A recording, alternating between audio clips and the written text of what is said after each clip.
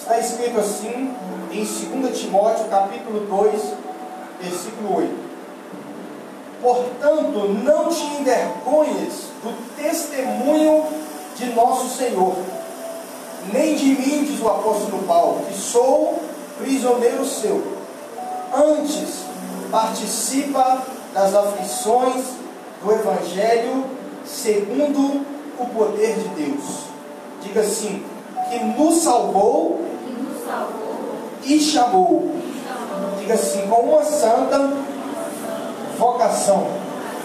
Agora eu vou terminar. E não segundo as nossas obras, mas segundo o seu propósito, o seu próprio propósito e graça, que nos foi dado em Cristo Jesus antes dos tempos dos séculos. Feche a sua Bíblia, feche os seus olhos, vamos falar com Deus. Meu Deus e meu Pai, nós agradecemos porque o Senhor nos salvou e nos chamou com uma santa vocação, com um santo privilégio de poder ter diante do Senhor um propósito, uma missão, um chamado, um desígnio, que é cumprir a tua missão diante dos homens, servindo a eles com os dons e com os talentos que o Senhor colocou dentro de nós, a partir do momento em que fomos gerados no ventre de nossas mães. Sabemos que o Senhor poderia apenas nos salvar, mas não, o Senhor nos deu também o privilégio de ser participantes da tua obra, da expansão do teu reino e do teu governo sobre a terra através da igreja. Pedimos que o Senhor abra os olhos do nosso entendimento, para que nós possamos viver a tua boa, agradável, perfeita vontade, tanto desfrutando de todos os benefícios da tua salvação, como também sendo diligente no cumprimento do teu chamado, no cumprimento da soberana e da santa vocação com a qual nós somos chamados, segundo o propósito que o Senhor teve para conosco em Cristo Jesus antes dos séculos, antes da fundação do mundo. Agradecemos por isso e pedimos que saiamos daqui melhores do que entramos, saiamos daqui edificados e alimentados da tua palavra, para que possamos, em nome de Jesus, viver para a honra e para a glória do teu nome. É o que nós pedimos e crendo que o Senhor possa abençoar a palavra dessa noite, que o Senhor possa trazer sabedoria e revelação para os teus filhos. Concordamos e crendo que o Senhor fará, agradecemos em nome do Pai, do Filho e do Espírito Santo de Deus. Se você concorda e crê nisso, diga amém, Jesus. Esta mensagem que eu quero trazer para você que está me assistindo pela internet, para você que está aqui presente na igreja, eu quero começar a dizer que uma das principais, a Bíblia diz que Jesus veio para desfazer as obras do diabo, e uma das muitas obras do diabo é perverter as coisas, é mudar a ordem dos fatores. Quando você vê, por exemplo, uma criança chamando a atenção de um pai, brigando com o pai, qual que é a ordem natural das coisas? É o pai chamar a atenção da criança. É quando você vê uma criança chamando a atenção dos pais e ainda o pai ainda aceitando, a mãe aceitando, aquilo é uma obra do diabo. Por quê? Porque é obra do diabo trocar a ordem dos fatores. É obra do diabo fazer com que a ordem verdadeira das coisas elas sejam invertidas. Então perceba que o natural é o pai brigar com a criança. Mas hoje você vê, se você vive em muitas casas. Uma vez eu fui na casa de um pastor e o pai mudou o canal, e o menino de 5, 6 anos brigou com o pai, e o pai voltou e mudou o canal do desenho de novo. Eu falei: gente, Jesus, eu vou ter um filho, eu quero ver se eu vou pagar a língua. Tem povo que fala que eu vou pagar a língua, eu quero ver se eu vou pagar.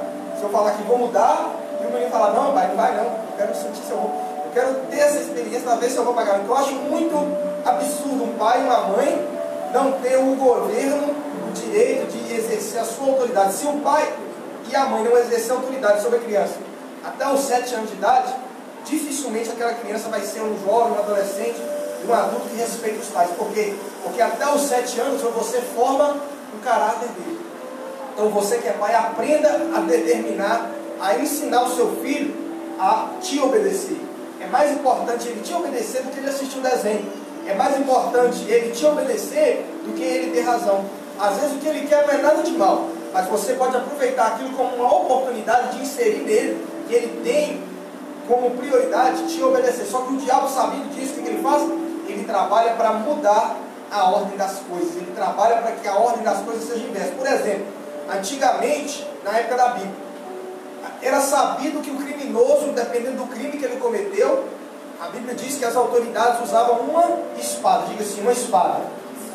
E você sabe que não tem como você pegar, não tem lógica pegar uma espada e dar um couro no bandido com a espada.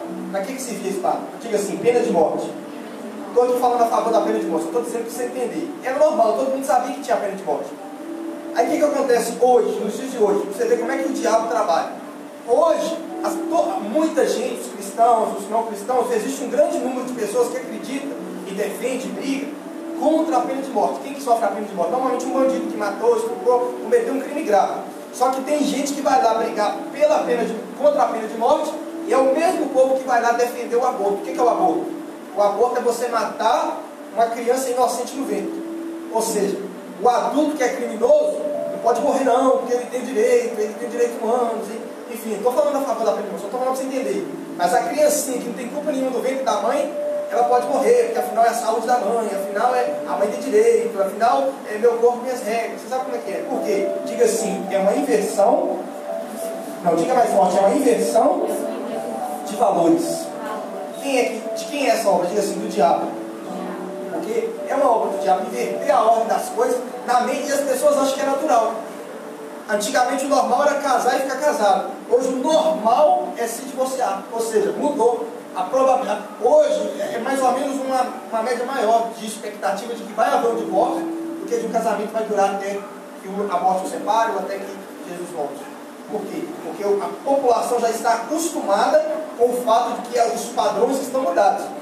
E um dos padrões que o diabo mudou, ele faz isso em todas as áreas da sociedade.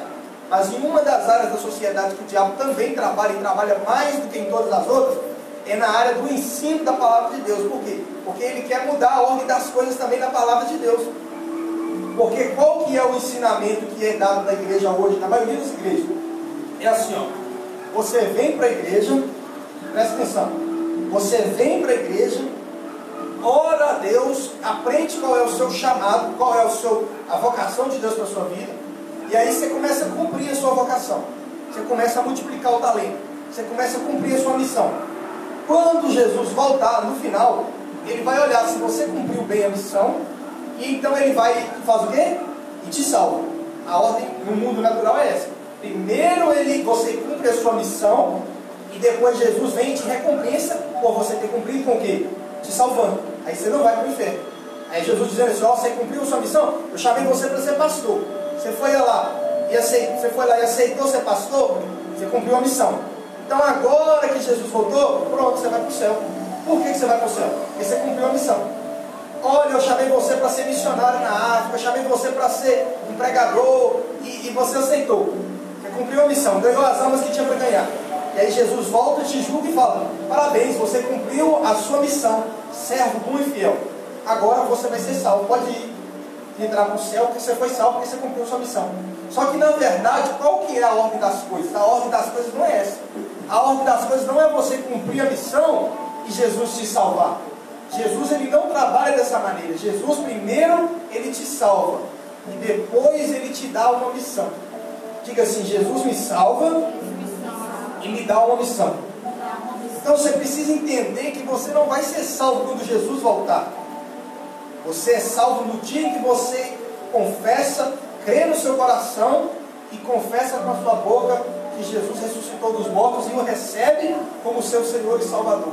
Neste dia você é salvo. Por isso que o apóstolo Paulo, ele disse a seguinte coisa aqui para o cristão que era um discípulo dele chamado Timóteo, falando de Deus, o poder de Deus, que nos salvou e nos chamou. Diga assim, salvou e chamou. Perceba que primeiro ele te salva, depois ele te chama. O chamar aqui é para o ministério, chamar para você cumprir a sua missão, chamar aqui para você ser um profissional que vai glorificar o nome de Jesus ali no mercado de trabalho. Qualquer que tenha sido a sua missão, ela só pode começar depois da sua salvação. Ela não começa, não é contrário. Porque o que o diabo faz? Ele faz com que você trabalhe debaixo de pressão. Quem aqui já trabalhou, não sei você, mas eu já trabalhei com um patrão, para mim foi bom, porque eu aprendi a desenrolar, mas era 8 horas por dia. Mas já pensou você viver debaixo de pressão a vida inteira? Porque como é que é no caso do mundo para se salvar? Você é salvo agora, e aí você começa com uma pressão. Qual que é a pressão? Corre atrás, persevera, cumpre a missão, e no final Jesus vai decidir se te salvar. Aí você vive a vida debaixo de pressão. Você vive a vida pensando, meu Deus, eu tenho que cumprir a missão, porque quando Jesus voltar, eu vou ouvir da boca dele se eu estou salvo ou não. E aí você fica o tempo inteiro debaixo de pressão. No dia que você prega, você pensa, opa, hoje eu estou bem. Hoje, se Jesus voltar hoje, eu estou bem. Mas no dia que você não prega para ninguém, você pensa, nossa, hoje eu não cumpri a missão, não cumpri o chamado, não multipliquei o talento, se Jesus voltar hoje, eu estou mal. Por quê? Porque você coloca a salvação depois do chamado. E na verdade, a verdade é que é antes do chamado. Então você não prega para que você seja salvo. Você não ganha pessoas para Jesus para que você seja salvo. Você ganha pessoas para Jesus porque você já é salvo, porque você já é dele, porque você já recebeu de Deus aquilo que você mais poderia desejar, que é o quê? A sua salvação. Então, quando eu trabalhava lá em Valadares, de 2009 até 2013, o que acontecia? O patrão falava assim, ó, tem um salário tal, no final do mês você recebe, mas se você der algum prejuízo, é descontado do seu salário. Se você errar alguma coisa aqui, quebrar alguma coisa, é descontado do seu salário, e isso aconteceu comigo algumas vezes. E se você depender de produzir mais, você ganha então um pouquinho mais. Aí o que eu fazia? Eu trabalhava debaixo daquela pressão, tanto com medo de tirar do meu salário, como quem sabe a possibilidade de ganhar um pouco mais. Se eu batesse o normal ali, eu ganhava o salário mínimo. Se eu produzisse um pouco mais, eu ganhava um pouco mais. Então eu ficava o dia inteiro debaixo de uma pressão, debaixo de um entendimento que eu estava dependendo da minha própria performance, debaixo da minha própria, eu acho que a palavra é essa, performance, do meu desempenho. Eu sabia que o meu resultado final ia ser se eu tivesse um bom desempenho.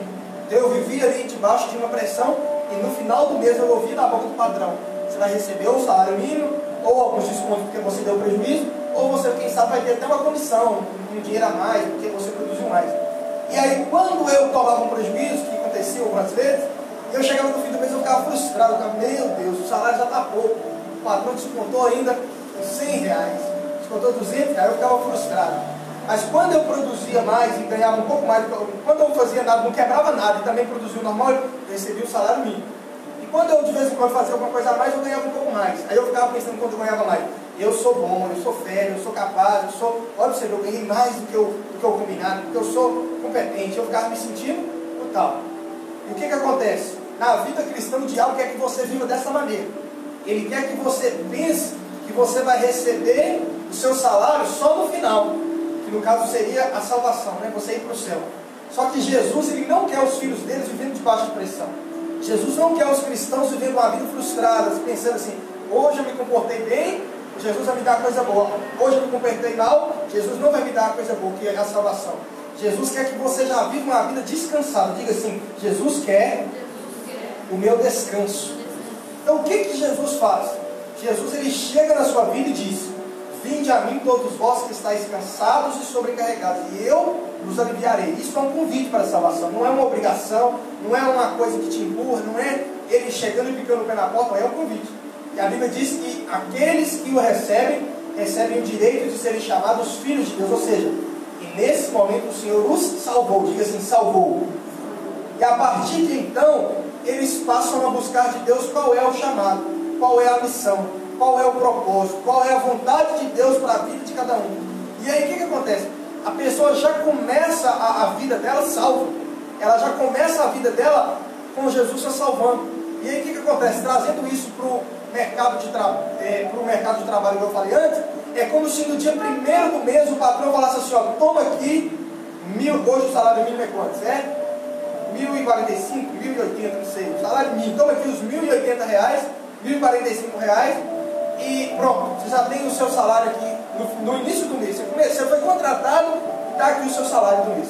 É seu, pode desfrutar dele. No final do mês, se você produzir, esse salário aí está dado, não tem como tirar ele, é o seu salário, você tem o meu básico, é o salário mínimo.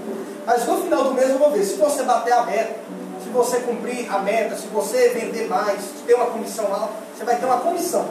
E aí o que você faz?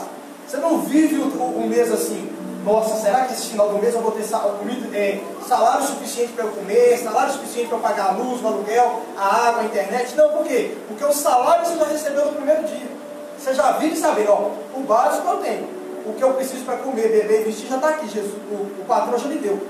Só que existe ainda a possibilidade de eu ganhar algo além. Diga assim: algo além. E aí o que acontece? Quando Jesus te dá a sua missão, que é Ele te chamou para uma santa vocação. Que é o quê? Você tem uma missão aqui na terra. Quando ele voltar, é como que ele falasse no final do mês assim: quem tiver produzido mais, quem realmente tiver cumprido a meta, batido a meta da empresa, que no nosso caso é o reino de Deus, é cada um multiplicando o seu talento, cumprindo a sua santa vocação de Deus, vai receber uma santa comissão, vai receber um valor a mais por isso. E aí o que você faz? Você não trabalha pensando assim: nossa, o que vai ser de mim? Será que no final do mês o patrão vai descontar alguma coisa? Você já sabe que descontar ele não vai. O que pode acontecer é dele aumentar, é dele te dar algo a mais. E aí o que acontece? Você trabalha em paz. Você sabe que salvo você já foi. Você sabe que você é filho de Deus. E quem é filho de Deus não tem como deixar de ser. Toda vez que uma pessoa é filho de Deus, quando ela recebe, não tem como ela deixar de ser. Igual tem aqui o casal ali. É Ana Beatriz o nome dela, né? Tem algo. Oi? Maria? Tem alguma vez, eu creio que de vez em quando ela apronta, certo? Alguma vez ela deve aprontar. Existe alguma aprontada dela que ela consegue fazer assim: não, dessa vez desfiliou, agora não é mais filho do. É Pedro mais o nome, né? Dadinei.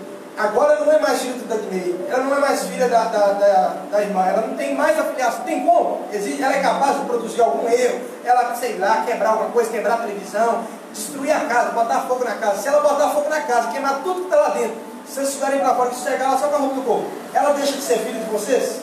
Não deixa, por quê? Porque ela é filha de vocês. E assim é com Deus. Quando Jesus te salvou, você se tornou filho de Deus. E não tem nada que você vai fazer que você vai deixar de ser. Você pode pecar, vai ter consequências graves, mas você não vai deixar de ser filho de Deus. Você pode se afastar da igreja, vai ter consequências, mas você não vai deixar de ser filho de Deus. E as consequências são terríveis, tanto nessa vida, quanto quando se encontrar com Jesus. Porque mesmo que encontrando com Jesus vai ter uma consequência, a pessoa permanece filho de Deus. O que acontece? Tem como. Então, se Jesus te salvou, você é filho de Deus. E se você é filho de Deus, não tem como deixar de ser. Só que tem um detalhe: existe algo além. Diga assim: algo além. Que é você cumprir a santa vocação de Deus, que é o chamado que Ele tem para a sua vida. É como o patrão chegar para você no final do mês e falar assim: vamos ver aqui se você merece uma comissão, se você merece um aumento de salário, se você merece um dinheiro a mais do que o salário mínimo que você recebeu. E para isso, não sei se você sabe, o apóstolo Paulo, ele disse que trabalhava diligentemente. Por quê? Porque o apóstolo Paulo sabia que ele era salvo, até porque quem escreveu esse texto aqui foi o apóstolo Paulo, né? Ele falando e o rapaz ditando, ele ditando e o outro escrevendo. O apóstolo Paulo disse o seguinte: se o apóstolo Paulo diz que Jesus nos salvou, então ele não pode falar que vai ser salvo, porque se já foi salvo, tem que nos salvar de novo. Olha o que o apóstolo Paulo diz lá em Filipenses capítulo 13, versículo Filipenses 3,13: irmãos, quanto a mim, não julgo que eu haja alcançado. O que a maioria das pessoas pensa? Que é porque o diabo inverteu. Que aquilo que ele está falando que não alcançou foi a salvação. Só que se ele estiver falando que o que ele não alcançou, que foi a salvação, ele contradiz o que ele falou, porque ele falou que Jesus não salvou. Então, se ele falar que ele não a salva ainda, que ele não alcançou ainda, é porque tem um problema aqui na fala dele. Quem concorda comigo, diga amém. Então, ele não pode falar assim: Jesus nos salvou, mas pensando bem, quanto a mim eu não julgo ter alcançado. Você tem que pensar, é português, é língua portuguesa, é que isso é uma questão de raciocínio. Por quê? Se ele está falando aqui de salvação, ele entrou em contradição. Como ele não pode entrar em contradição, ele tem que estar falando de uma outra coisa. Amém ou não amém? Aí ele continua: mas uma coisa faço, e é que, esquecendo-me das coisas que para trás ficam, e avançando, para trás, me salvou, fica para trás, já salvou, para trás, avançando para os que estão adiante de mim. Olha lá o que ele fala: prossigo para o alvo, pelo prêmio da soberana vocação. Você lembra lá do outro versículo? Salvou com a santa vocação, com a soberana vocação. Então, quando você é salvo, você recebe um presente. O presente, pensa comigo, você não dá um presente para alguém que mereceu, porque se a pessoa mereceu, não é um presente, é um prêmio. Quando uma pessoa faz aniversário, você dá para ela um presente, não tem a ver com nada que ela fez, tem a ver com o aniversário dela. Então, quando Jesus te salva, ele não te dá um prêmio, ele te dá um presente. Qual presente? A salvação. Só que a partir da salvação você tem o quê? Você tem agora uma soberana vocação de Deus. E se você cumpri-la, quando ele chegar, você receberá um prêmio. Então ele me salvou, um presente, mas ele pode ainda me dar um prêmio. Se eu fizer o quê? Se eu cumprir a soberana vocação de Deus, ou seja, o meu chamado, o meu propósito. Então quando você for orar, você pode agradecer pelas coisas boas, você pode pedir as coisas que você quer, mas eu quero te incentivar a incluir um pedido de oração, uma coisa na sua oração que você fizer todos os dias. Quais? Qual? Falar para Deus assim: Deus, muito obrigado porque o Senhor me salvou, muito obrigado porque o Senhor me deu uma santa vocação, talvez eu ainda não sei qual é, não tenho clareza, mas pode me mostrar qual é, pode me tornar claro para mim qual que é a missão que eu vou cumprir, porque eu não quero só o presente, até porque eu já tenho ele. Eu quero fazer o quê? Eu quero receber o prêmio, diga assim, o prêmio. Então quando você recebe, vive dessa maneira, a Bíblia diz que você está buscando em primeiro lugar o reino de Deus, que é o prêmio, não é? O reino de Deus não é a salvação. O reino de Deus é você reinar com Jesus, é você receber o prêmio. E a Bíblia diz que quem vive dessa maneira, ele vive o reino de Deus hoje, e porque ele reina em vida hoje, ele vai reinar com Jesus quando ele voltar. Ou seja, e hoje ele sente 3 coisas no coração, ele experimenta 3 coisas. Diga assim, quais? Justiça, paz e alegria do Espírito Santo. Você pode até ter realizado, você pode ser até realizado fora do propósito de Deus, mas você nunca vai ser feliz. Porque o que é realizado? Realizado é assim: eu vou comprar um carro, aí você compra, você se sente realizado.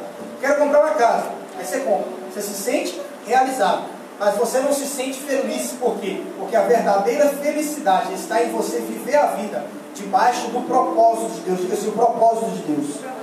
Todas essas outras coisas que eu falei, o carro, a casa, pode fazer parte, mas não pode ser o primeiro lugar, porque Jesus até não disse buscai apenas o reino de Deus. Jesus disse buscai em primeiro lugar.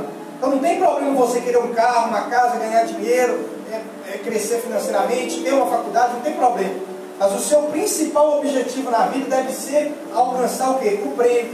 Alcançar o quê? O galardão. Alcançar o quê? Uma vida que agrada a Deus. Porque uma coisa é ser amado por Deus, outra coisa é você agradar a Deus. E quem é que agrada a Deus? São as pessoas que são gratas pela salvação, mas que têm a diligência na vida delas para buscar o prêmio. Que é aquela pessoa que diz assim: Deus, qual é o meu chamado? Qual é o meu propósito? Qual é a tua vontade? Então, se você quer, quem é que queria saber? Se você pudesse sentar com Jesus uma meia hora, puder perguntar para ele qual é que é toda a vontade dele para a sua vida, quem gostaria de sentar com Jesus meia hora para ele te revelar a vontade dele para a sua vida? Diga amém. Eu vou te contar um segredo para ele te revelar a sua vontade, porque essa experiência algumas pessoas já tiveram, mas normalmente não é essa a regra. A regra é que você faça. Você obedece qual é a vontade. Existem 2 vontades de Deus. Existe a vontade de Deus coletiva e existe a vontade de Deus individual. O que é a vontade de Deus coletiva? Por exemplo, honrar o pai e mãe. É uma vontade de Deus coletiva, ou seja, para todo mundo. A pessoa ofertar uma parte do salário dela para a igreja. É a vontade de Deus para todo mundo. É a pessoa vir no culto, nos cultos adorar a Deus. É a vontade de Deus para todo mundo. Agora deixa eu te perguntar, será que é vontade de Deus para todo mundo abrir uma igreja e ser pastor? Sim ou não? Não. Será que é vontade de Deus para todo mundo ir lá para a África, ficar lá cuidando daquelas criancinhas magrinhas lá com aquela barriga? Eu lembro quando eu era pequenininho, eu tinha uma barriguinha daquela de velho. Aqui tem aquelas criancinhas, tem gente que pensa assim: nossa, eu vou servir a Deus, eu vou lá para a África. Às vezes não é a vontade de Deus para a sua vida. Às vezes você pensa que é e não é. Então quando você sabe que quando Deus vai revelar para você a vontade dele para você, que é só para você, quando você já tiver sido aprovado em fazer aquilo que é vontade de Deus para todo mundo. Porque se você não faz o que é vontade de Deus para todo mundo, não tem por que Deus te revelar qual é a vontade dele só para você, qual é a sua santa vocação. Quem está entendendo, diga amém. Então estude, aprenda a palavra de Deus, venha na igreja para aprender o que é a vontade de Deus para todo mundo, e se prontifique a obedecer, sabendo que você já é salvo, você já é de Deus. Você não vai ser salvo quando Jesus voltar. Ele já te salvou, mas ele tem uma santa vocação, ou seja, um propósito. E a maneira de Deus revelar o muito, que é o propósito dele, é você ser fiel no pouco. O que é o fiel no pouco? O que é a vontade de Deus para todo mundo? Quando você tem esse zelo, essa preocupação, você é fiel no pouco, Deus então ele te leva para o muito, ou seja, ele torna claro o seu chamado. Ele usa um profeta, ele usa uma situação, ele move o seu coração a querer um tipo de serviço.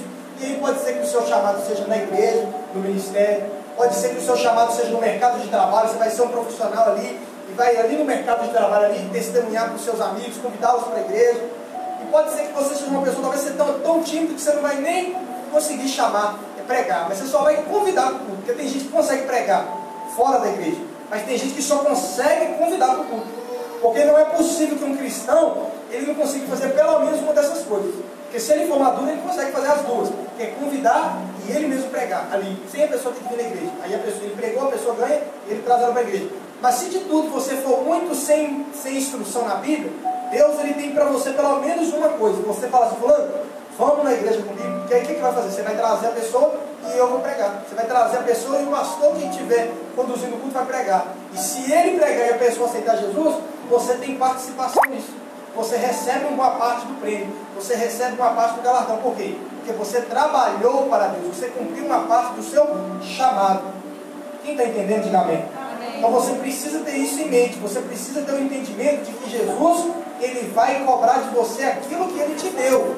A uns ele deu 5 talentos, a outros ele deu 2 talentos, e a outros ele deu 1 talento. 5 talentos é aquela pessoa que vai ficar por conta do ministério, vai viver em tempo integral, não vai poder, Deus não vai nem aceitar que ele tenha um emprego por fora. Se a pessoa tentar ter um emprego, Deus vai falar, não pega emprego não, vai ficar por conta, vai receber o salário, vai viver disso. 5 talentos, vai ficar por conta. Agora tem aquele de 2 talentos, que é aquela pessoa que ela não é funcionária da igreja nem nada, mas ela ajuda bastante, ela canta no louvor, ela toca, ela participa, ajuda a limpar, ela tem ali um envolvimento maior. E tem também aquela de 1 talento, que vai ajudar ali com o seu dízimo, com a sua oferta, e vai convidar as pessoas para vir. E dar um bom testemunho fora da igreja. Se você fizer isso, cada um no seu lugar, cumprir o seu chamado, o que Deus vai fazer? Vai te entregar um prêmio. Vivendo dessa maneira, você vai sentir justiça, paz e alegria no Espírito Santo. Jesus diz lá em Mateus 5 que você será chamado bem-aventurado. Diga assim, eu quero ser bem-aventurado. Porque uma coisa é você ser aventurado, porque você é salvo. Mas outra coisa é você ser bem-aventurado. Uma coisa é você, porque a palavra bem-aventurado significa felicidade dobrada. Olha para você ver. No hebraico ali, no sentido da palavra que Jesus falou, bem-aventurado significa felicidade dobrada. Pastor, mas por que dobrada? Porque uma coisa é você ser salvo, outra coisa é você ser um canal de bênção para salvar outra pessoa. Ou seja, você multiplicou o talento. Era 1 salvo, agora é 2 salvos. Por quê? Porque você convidou, porque você pregou. E aí você sente que a alegria de falar assim, fulano está indo na igreja porque eu convidei. Fulano aceitou Jesus, está batizando porque eu preguei para ele. Se você for capaz de pregar e Jesus te der essa capacidade e o Espírito Santo convencer a pessoa, porque você só prega, quem convence é o Espírito Santo de Deus. Amém ou amém? Então é uma alegria muito grande. Eu lembro que em 2009, o primeiro rapaz que eu levei para a igreja chegou lá, batizou, ficou firme, e eu olhava para ele no culto assim, eu via ele com as mãos levantadas, com a lágrima descendo no rosto assim, eu falava, olha para você ver, rapaz, esse menino era vida louca igual eu.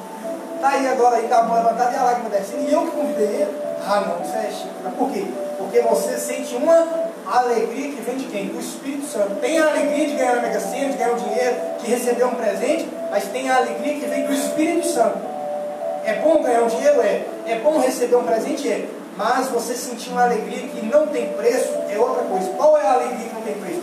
É aquela de você ver uma pessoa, igual eu já tive experiência, de ver uma pessoa chorando de dor. Falar, pastor, ora por mim. E a pessoa orar e a pessoa fica curada na hora ali e falar, nossa, pastor, obrigado.